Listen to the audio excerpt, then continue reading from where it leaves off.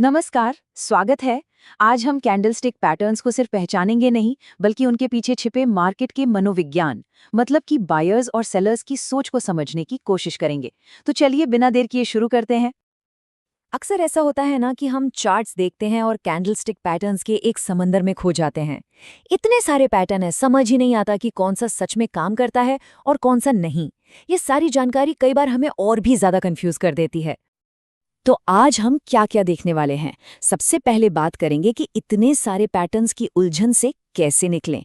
पर कुछ बहुत ही खास पैटर्न्स जैसे सिंगल कैंडल रिवर्सल, मोमेंटम वाले पैटर्न्स और टोटल टेकओवर को समझेंगे। और हाँ, डोजी की भी बात करेंगे। और आखिर में सबसे जरूरी, इन सबसे मार्केट की कहानी को पढ़ना सीखेंगे। तो चलिए इसी उलझन से शुरू करते हैं। देखिए, यहाँ हमारा मकसद सिर्फ 7 पावरफुल पैटर्न्स को रटना नहीं है, बल्कि उनके पीछे की साइकोलॉजी को डिकोड करना है। जब हम ये समझ जाएंगे कि कोई पैटर्न क्यों बन रहा है, तो ट्रेडिंग में फैसले लेना ज्यादा आसान हो जाएगा। शुरुआत करते हैं दो सबसे सरल लेकिन बहुत ही पावरफुल रिवर्सल पैटर्न से। ये पैटर्न एक ही ट्रेडिंग सेशन में जीती गई एक लड़ाई की तरह हैं, जो हमें बताते हैं कि मार्केट का मूड अब शायद बदलने वाला है। तो ये है हैमर। जैसा कि नाम से ही लग रहा है, ये एक हथौड़े जैसा दिखता है। इसकी सबसे बड़ी पहचान है इसकी लंबी निचली पोंछ या शैडो, जो इसकी बॉडी से कम दोगुनी होनी चाहिए। और हाँ, ये सबसे ज्यादा असरदार तब होता है जब ये किसी मजबूत सपोर्ट लेवल पर बनता है। हर हैमर के पीछे एक कहानी छुपी होती है। सोचिए, सेशन की शुरुआत में सेलर्स पूरी तरह से हावी थे। उन्होंने कीमत को बहुत नीचे धकेल दिया, लेकिन फिर सीन में एंट्री होती है बायर्स की, वो भी एक जरूरी सपोर्ट लेवल से। और वो इतनी जोरदार वापसी करते हैं कि न सिर्फ गिरी हुई कीमत को वापस ऊपर ले आते हैं, बल्कि सेशन को जीतकर अपना दबदबा भी कायम कर लेते हैं। अब बात करते हैं शूटिंग स्टार की। ये समझिए कि ये हैमर का बिल्कुल उल्टा है, एक तरह से उसका जुड़वा भाई। यहाँ बायर्स कीमत को ऊपर ले जाने की पूरी कोशिश करते हैं, लेकिन एक रेजिस्टेंस लेवल पर सेलर्स की एंट्री होती है और वो इतनी जोरदार बिकवाली करते हैं कि बायर्स की सारी मेहनत पर पानी फिर जाता है और कीमत नीचे आ जाती है।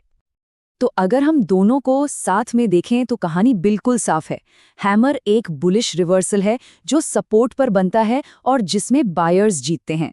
वहीं शूटिंग स्टार एक बेरिश रिवर्सल है जो रेजिस्टेंस पर बनता है और जिसमें सेलर्स बाजी मार ले जाते हैं। मतलब लड़ाई एक ही है, बस विजेता अलग-अलग हैं।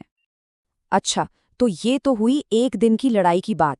अब आगे बढ़ते हैं और उन पैटर्न्स को देखते हैं जो एक सेशन की नहीं बल्कि लगातार कई सेशंस तक चलने वाले मोमेंटम की कहानी सुनाते हैं। इन्हें हम मोमेंटम ट्रेन कह सकते हैं। और इस ट्रेन का पहला डिब्बा है 3 वाइट सोल्जर्स। जैसा कि नाम से पता चल रहा है, ये बायर्स की सेना की तरह है। इसमें लगातार 3 लंबी हरी कैंडल्स बनती हैं और हर कैंडल पिछली वाली से ऊपर क्लोज होती है। ये दिखाता है कि बायर्स का कंट्रोल सिर्फ एक दिन का नहीं बल्कि लगातार बना हुआ है, जो एक मजबूत अपट्रेंड का संकेत है।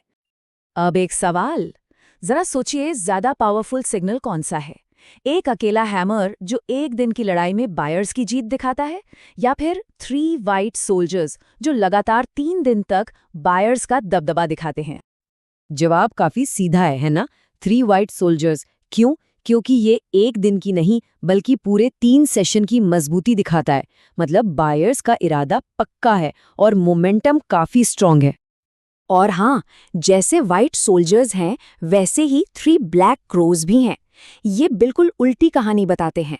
लगातार 3 लंबी लाल कैंडल्स जो दिखाती हैं कि सेलर्स पूरी तरह से हावी हैं और एक मजबूत डाउन ट्रेंड की शुरुआत हो सकती है। चलिए अब उन पैटर्न्स की बात करते हैं जो मार्केट में अचानक हुए एक टोटल टेकओवर या कह लीजिए तख्ता पलट की कहानी कहते हैं। यहाँ लड़ाई बराबरी की नहीं होती, यहाँ एक पक्ष दूसरे पर पूरी तरह से हावी हो जाता है। और इसकी सबसे अच्छी मिसाल है बुलिश इनगल्फिंग पैटर्न। इनगल्फ का मतलब ही है निगल जाना। यहाँ होता यह है कि एक छोटी सी लाल कैंडल के बाद एक बड़ी हरी कैंडल बनती है जो पिछली लाल कैंडल को पूरी तरह से ढक लेती है या निगल जाती है।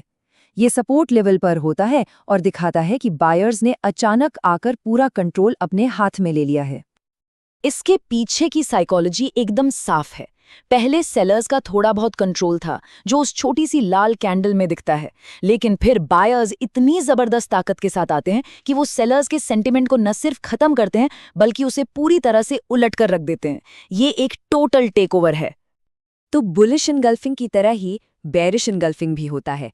दोनों में एक टेकओवर है, बस फर्क लोकेशन और एक्शन का है। बुलिश इनगल्फिंग सपोर्ट पर होता है, जहां हरी कैंडल लाल को निगलती है, और बेरिश इनगल्फिंग रेजिस्टेंस पर होता है, जहां लाल कैंडल हरी को निगल जाती है। चलिए अब आते हैं हमारे आखिरी लेकिन बहुत ही दिलचस्प पैटर्न पर। इसे हम मार्केट का पॉज बटन भी कह सकते हैं। ये पैटर्न हमें डायरेक्शन नहीं बताता, बल्कि ये बताता है कि बायर्स और सेलर्स की लड़ाई में एक ठहराव आ गया है, एक कंफ्यूजन की स्थिति है। तो सवाल ये है कि जब बायर्स और सेलर्स के बीच मैच टाई हो जाए तो इसका मतलब क्या है? मार्केट हमें क्या संकेत देने की कोशिश कर रहा है? और इसी टाई का नाम है डोजी। ये एक ऐसी कैंडल है जिसकी बॉडी ना के बराबर होती है, लेकिन ऊपर और नीचे की शैडो लंबी हो सकती है। ये हमें बताती है कि दिन भर बायर्स और सेलर्स के बीच जबरदस्त खींचतान चली, लेकिन आखिर में कोई भी जीत नहीं पाया। मतलब मार्केट में अनिश्चितता है, कंफ्यूजन है। और डोजी के बारे में सबसे जरूरी बात, इसे देखकर कभी भी जल्दबाजी में ट्रेड नहीं करना है। याद रखिए, ये अनिश्चितता की कैंडल है, इसलिए हमेशा अगली कैंडल के क्लोज होने का इंतजार करना चाहिए। अगली कैंडल जिस भी दिशा में जाएगी वही हमारा कंफर्मेशन होगा। तो अब तक हमने अलग अलग पैटर्न्स के पीछे की साइकोलॉजी को तो समझ लिया। अब इन सारी बातों को जोड़कर देखते हैं कि इससे हम मार्केट की पूरी कहानी कैसे पढ़ सकते हैं। देखिए, कैंडलस्टिक पैटर्न कोई जादू की छड़ी नहीं है। असल में ये बायर्स और सेलर्स के बीच चल रही लड़ाई की एक विजुअल कहानी है। तो सबसे बड़ा टेकअवे यही है कि हमें सिर्फ पैटर्न नहीं खोजने, बल्कि चार्ट की कहानी को पढ़ना सीखना है। हर कैंडल उस कहानी का एक नया पन्ना है। तो अगली बार जब भी कोई चार्ट खुले तो उसे सिर्फ लाइनों और रंगों की तरह मत देखिए। ये सवाल पूछिए कि चार्ट क्या कहानी सुना रहा है, बायर्स और सेलर्स में से कौन जीत रहा है, और कल इस कहानी का अगला अध्याय क्या हो सकता है।